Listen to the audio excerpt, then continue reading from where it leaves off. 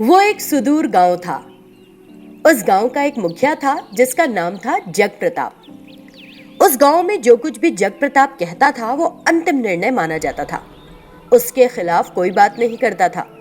अगर कोई उसके खिलाफ होता तो वो उन्हें प्रताड़ित करता और मार डालता। उस वर्ष पर्याप्त बारिश हुई थी और फसलें बेहद अच्छी हुई थी। किसान बड़े खुश थे। वे अपनी कटी हुई फसलों को बैलगाड़ियों पर बेचने के लिए ले जा रहे थे। तभी जग प्रताप उनके सामने आ गया। हर कोई ध्यान से सुनो।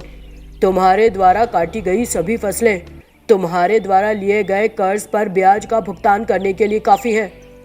ऐसा कहते हुए जग प्रताप ने अपने आदमियों से जबरदस्ती करवाकर उन किसानों से सब कुछ छीन लिया।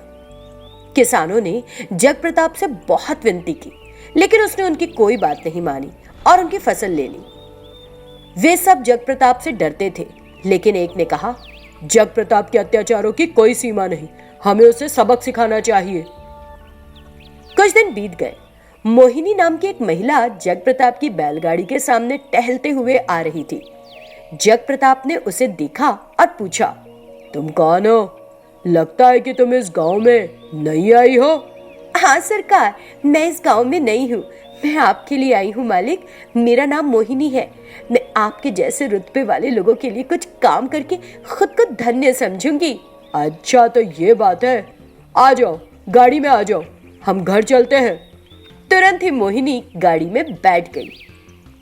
मोहिनी जो जग प्रताप के घर गई, वो सारे काम बड़ी जल्दी समझ गई। कुछ ही दिनों में वो जग प्रताप की बहुत वफादार भी हो गई। कुछ दिनों के बाद जग प्रताप ने उसको घर संभालने के लिए कहा और अपने किसी काम के लिए दूसरे गांव चला गया। मोहिनी ने सोचा कि ये सही समय है, मेरे लिए ये सही समय है। मुझे आज जग प्रताप का असली रंग सबको दिखाना है। मोहिनी जो घर पर काम करने का नाटक कर रही थी, उसने सेफ्टी लॉकर खोला और उसमें से सारे दस्तावेज निकाले। जग प्रताप के वहां आने से पहले उसने किसानों के सभी संपत्ति के दस्तावेज ले लिए। फिर उसने किसानों के पास जाकर कहा, सभी को नमस्कार, मेरा नाम मोहिनी है। मैं एक पुलिस अधिकारी हूँ। मैं तुम सबके साथ जग प्रताप द्वारा किए गए अन्याय के बारे में जान गई थी। जग प्रताप ने तुम्हारे सभी कृषि दस्तावेजों को अपने पास रखकर बैंक्स में अपने नाम पर कई लोन्स लिए हुए हैं। इस तरह मोहिनी ने सभी को बताया कि कैसे जग प्रताप उन्हें धोखा दे रहा है। फिर वे सभी किसान उन दस्तावेजों को लेकर जग प्रताप के घर पहुंच गए। जब रुद्र अपना ट्रैक्टर ले जाने लगा तो जग प्रताप ने उससे पूछा, अरे तुम ट्रैक्टर कहां ले जा रहे हो? हाँ मालिक, आप बहुत अच्छे इंसान हैं। ऐसा लगता है कि आपने ये ट्रैक्टर मेरे नाम पर लिया है। यदि ये ट्रैक्टर मेरे नाम पर है तो ये मेरा हुआ ना, इसलिए मैं उसे ले जा रहा हूं। इतना कहकर वो वहां से ट्रैक्टर लेकर चला गया। तब वीरा वहां आया और अपनी भैंसे ले गया। इस तरह उन ग्रामीणों ने उनके नाम पर जो कुछ भी था सब ले जाने लगे। ये देखकर जग प्रताप क्रोधित हो गया और उसने अपनी बंदूक निकाल ली। जग प्रताप ने चेतावनी दी कि वह सभी को गोली मार देगा। इसी बीच मोहिनी पुलिस की गाड़ी में वहां आई। उसे देखकर जग प्रताप डर गया। मैं इन ग्रामीणों के साथ हो रहे अन्याय को नहीं देख पाई और एक नौकरानी के रूप में तुम्हारे घर आई। फिर काम करना शुरू किया और सही समय का इंतजार किया। जग प्रताप, किसानों और ग्रामीणों को धमकाकर जो सारी संपत्ति और धन हड़प लिया है, सब शराफत से वापस करो तो तुम्हारी सजा थोड़ी कम हो जाएगी। ऐसा कहते हुए मोहिनी ने जग प्रताप को गिरफ्तार कर लिया और उसे ले गई। रज्जाक जो चाणक्यपुर नामक गांव का रहने वाला था, उसके पंक्चर की एक दुकान थी। वो अपने परिवार को उससे मिलने वाले पैसों से खिला पिला रहा था। एक दिन उसने हमेशा की तरह रात को 10 बजे अपनी दुकान बंद कर दी और घर चला गया। रात 12 बजे के बाद मोहन और सलीम नाम के दो चोर बैंक से गहने और पैसे चुराकर कार में भाग रहे थे। पुलिस की जीप उनका पीछा कर रही थी। ये क्या है यार? देखो, जब तक वे हमें पकड़ नहीं लेते, ये पुलिस वाले पीछा ही नहीं छोड़ेंगे। फिलहाल हमें उनसे बचकर कहीं और अपने जेवर और पैसे छुपाने होंगे। हम जहां भी छिपाएंगे वैसे पालेंगे। इस तरह एक दूसरे से वे बात कर रहे थे और कार में सड़क पर जा रहे थे। तभी उन्होंने रज़ाक की पंक्चर की दुकान देखी। सलीम को कार के बूट स्पेस में खाली टायर याद था। तुरंत उसने दुकान के पीछे कार खड़ी की क्योंकि वहां अंधेरा था। फिर उसने टायर निकाला और उसमें रुपए और जेवर डाल दिए। उन्होंने उस टायर को रज़ाक की पंचर की दुकान के ऊपर रख दिया। इस बीच पुलिस एक सायरन के साथ आगे बढ़ गई। उन दो चोरों ने उस दुकान और टायर को अच्छे से दिमाग में रख लिया और वे वहां से जाने लगे। हमें सुबह आकर लेना चाहिए इसे। सुबह तक इंतजार क्यों करें? अगर कोई इसे यहाँ से हटा लेगा तो हमारा सब कुछ खो जाएगा ना। पुलिस हमारी तलाश करना बंद नहीं करेगी पूरी रात। वे हमें खोज रही है, इसलिए हमें बहुत सावधान रहना चाहिए। सुबह आकर अपना टायर ले जाएंगे। ये सोचकर वो दोनों चोर वहां से चले गए। उन्हें अभी भी कहीं दूर पुलिस का सायरन सुनाई दे रहा था। अगले दिन सुबह रज़ाक ने हमेशा की तरह अपनी दुकान खोली।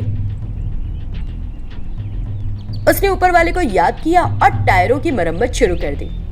सलीम और मोहन उस दुकान से थोड़ा दूर थे और उस दुकान में आवाजाही पर गौर कर रहे थे। मोहन, हमारा टायर वहीं है, क्या हम इसे ले चले? अभी नहीं, वो दोपहर का खाना खाने जाएगा ना, तब इसे ले जाएंगे। अगर हम अभी वहां जाएंगे तो हमसे अलग अलग सवाल करेगा। वो हमसे पूछेगा कि हमने इसे वहां क्यों रखा, हम कौन हैं, इसमें क्या है। हम सबके सामने फालतू में मूर्ख बनेंगे। हमें जरा सब्र रखना चाहिए। वे वहां गश्त लगा रहे थे और उस दुकान पर नजर रखे हुए थे ताकि किसी को उन पर शक न हो। उस दिन रज़ाक के पास काम जरा ज्यादा आ गया और वो उस दिन दोपहर का खाना खाने नहीं गया। टायरों की मरम्मत करता रहा। अंधेरा हो चला था। अचानक रज़ाक का फोन बजा। उसने कॉल उठाया। सरपंच साहब, बताइए मालिक। जी अच्छा, मैं अभी आता हूं, आप वहीं मिलिए। इतना कहते हुए उसने अपना टूल किट और टायर लिया और अपनी बाइक पर निकल गया, जिसे देखकर चोर हैरान रह गए और रज़ाक के पीछे पीछे भागे। कुछ देर दौड़ने के बाद वे थक गए। उन्हें रज़ाक कहीं नहीं मिला। वो बहुत आगे निकल गया था।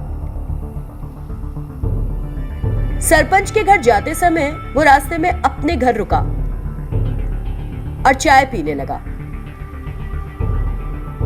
फिर उसने जो टायर लाया था उसे देखा। वो टायर पूरी तरह से पैक था, जिसे देखकर वो हैरान रह गया और उसने उस पैकिंग को हटा दिया। उसमें से पैसे और गहने बाहर निकल आए, जिसे देखकर रज़ाक हैरान रह गया। तुरंत उसने उन्हें एक बॉक्स में रखा। फिर वो खाली टायर लेकर वहां से चला गया। 8 बजे तक वो अपनी दुकान पर वापस आया। दुकान पर और कोई नहीं था, केवल रज़ाक ही था। चोरों ने सोचा कि यही सही समय है और रज़ाक के पास आए और उससे उस टायर के बारे में पूछा। मुझे नहीं पता, मैंने नहीं देखा। तुमने मुझे बताए बिना मेरी दुकान पर अपने टायर को छत पर रखा ही क्यों? कौन हो तुम? इस तरह रज़ाक ने उनसे जोर से पूछा। इससे चोर डर गए। उन्होंने उसका पीछा करने और उस जगह को जानने की सोची जहां उसने पैसे और गहने छिपाए थे। अगले दिन सुबह रज़ाक अपने घर में बैठकर टीवी देख रहा था। उसी समय टीवी पर सलीम और मोहन की तस्वीरें दिखाई गई। खबर थी, अगर कोई इन बैंक लुटेरों को पकड़ता है तो उन्हें पुरस्कार के रूप में 1 करोड़ रुपए मिलेंगे। ये देखकर रज़ाक को बड़ी खुशी हुई और उसने सोचा, अगर मैं पुलिस की उन चोरों को पकड़ने में मदद करूं तो मुझे इनाम के पैसे मिलेंगे और ये पैसे और गहने भी ले जाऊंगा। ऐसा सोचकर वो अपनी दुकान पर गया और उन चोरों का इंतजार करने लगा। थोड़ी देर बाद दो चोर वहां आ गए। उन्हें देखकर रजाक ने पुलिस को फोन मिलाया और उन्हें सूचित किया। इसी बीच सलीम और वो दोनों वहां आए और उससे बोले, देखो उस टायर में पैसे और ज्वेलरी थे, अब तुम जितना चाहो उतना ले लो और उसमें से कुछ हमें भी दे दो प्लीज। इस तरह उन्होंने रजाक से विनती की।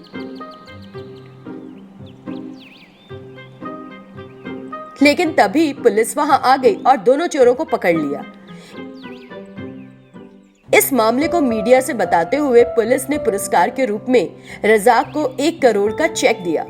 उसके साथ रजाक एक अमीर आदमी बन गया। फिर उसने एक बड़ा घर खरीदा और कई बिजनेसेस का मालिक भी बन गया।